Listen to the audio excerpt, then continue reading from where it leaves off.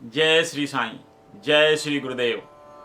जैसा आप सभी लोगों को विदित है कि श्री सच्चिदानंद साईनाथ महाराज की अनुमति से श्री हेमात पंत ने साईं सचरित्र की संरचना की। जब बाबा ने श्री हेमात पंत को सचरित्र लिखने की अनुमति दी, उसके बाद सच्चिदानंद साईं ने हम भक्तों के लिए भी बहुत ही अनमोल वचन बोले, जो हमारे लिए, हम भक्तों के लिए बहुत बड़ी आश्वासन थी सच्चिदानंद साईनाथ महाराज की ओर से।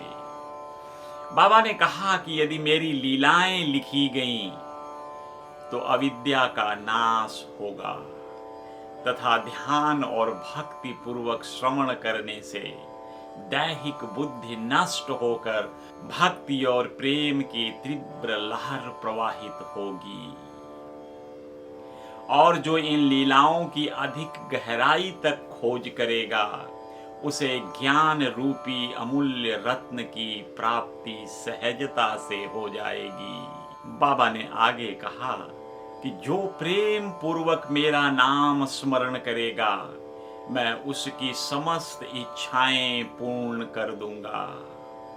उसकी भक्ति में उत्तरोत्तर वृद्धि होगी। जो मेरे चरित्र और कृत्यों का श्रद्धा पूर्वक गायन करेगा, उसकी मैं हर प्रकार से सदैव ही सहायता करूंगा।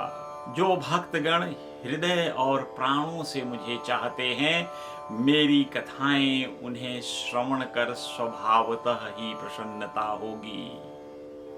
विश्वास रखो कि जो कोई मेरी लीलाओं का कीर्तन करेगा, उसे परमानंद और चिर संतोष की प्राप्ति हो जाएगी। यह मेरा वैशिष्ट्य है कि जो कोई अनन्य भाव से मेरी शरण में आता है, जो श्रद्धा पूर्वक मेरी पूजन करता है, जो निरंतर स्मरण और मेरा ही ध्यान किया करता है, उसको मैं मुक्ति प्रदान कर देता हूँ। यही बात भगवान श्री कृष्ण ने गीता में अर्जुन से कही। अनन्याश्चिन्तयन्तो मां ये जना पर्युपासते तेषां नित्याभियुक्तानां योगक्षेमं वहाम्यहम्। जो अनन्य भाव से मेरी उपासना करता है, मैं ऐसे भक्तों को योगक्षेम प्रदान कर देता हूँ।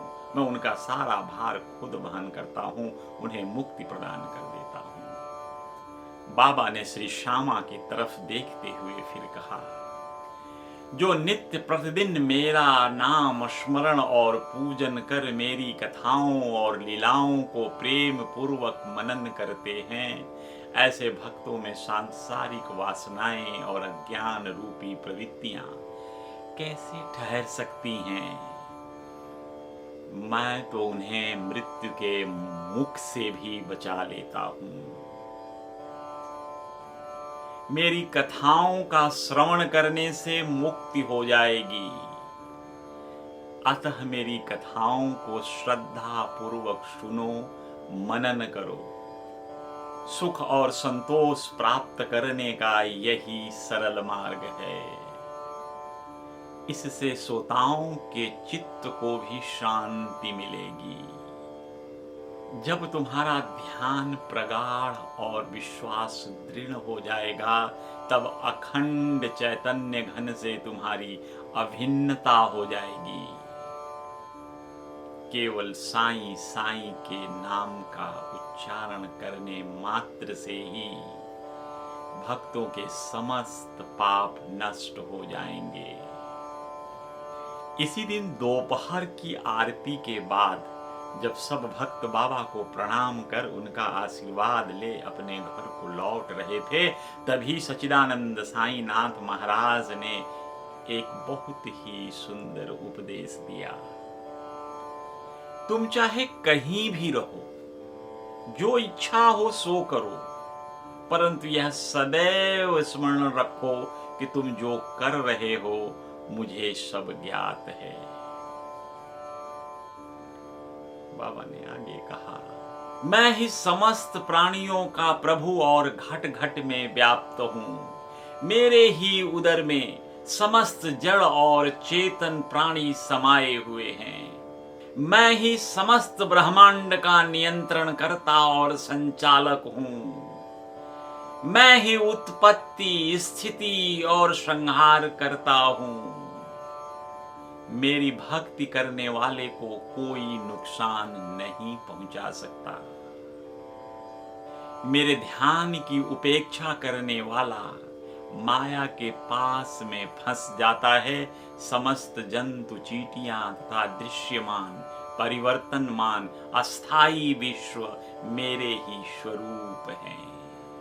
अजो अपि सन्न अव्यात्मा, भूतानां ईश्वरो अपि सन, प्रकृतिं स्वामधिष्ठाय संभवामि आत्ममायया। भगवान श्री कृष्ण कहते हैं, यद्यपि मैं अजन्मा और अविनाशी हूं और यद्यपि मैं समस्त जीवों का स्वामी हूं, तो भी प्रत्येक युग में अपने आदि दिव्य रूप में प्रकट होता हूं। यही चीजें सच्चिदानंद साईनाथ महाराज ने भी कही थी। कितनी समानता है सच्चिदानंद साईनाथ के उपदेश और भगवान श्री कृष्ण के उपदेश में। जय श्री साईं। यह हमारा एक छोटा सा प्रयास है अध्यात्म को सरल बनाने के लिए। यदि आपको यह वीडियो पसंद आता है तो लाइक करें, अपने दोस्तों, अपने परिवार जनों के बीच में इसको शेयर करें और सब्सक्राइब जरूर करें, ताकि आपको हर गुरुवार को एक नया वीडियो प्राप्त हो सके। जय श्री साईं।